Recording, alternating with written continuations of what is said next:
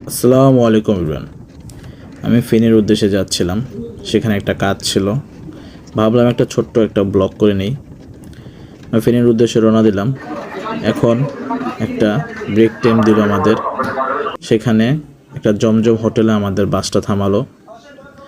এখন সেখানে ছিল অনেক রকমের খাবার, চিকেন কারি, চিকেন টিক্কা, বার্গার, স্যান্ডউইচ, পিৎজা, হটডগ এবং অনেক রকমের ফাস্টফুড আইটেম ছিল।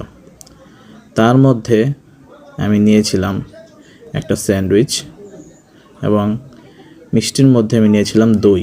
যারাই ফেনী যাবেন, এই জমজম হোটেলে যদি নামেন ব্রেক টাইমের সময়, তাহলে অবশ্যই দইটা খাবেন। সেখানকার দইটা অনেক অনেক মজার ছিল। এরপর আমি নিয়েছিলাম রসমালাই এবং লাড্ডু। সেই দুইটা জিনিসও অনেক মজার ছিল এবং আচার আইটেমও ছিল অনেক রকমের। আপনারা দেখতেই পাচ্ছেন অনেক রকমের আচার আইটেম ছিল। আচার আইটেম আমি নিলাম না, আপনাদের দেখানোর জন্য জাস্ট আমি ভিডিওটা করে রেখেছিলাম।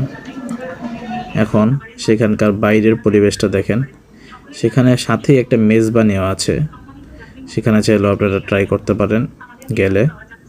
সেখানের পরিবেশটাও ছিল অনেক সুন্দর, আশেপাশের সবই সুন্দর ছিল অনেক।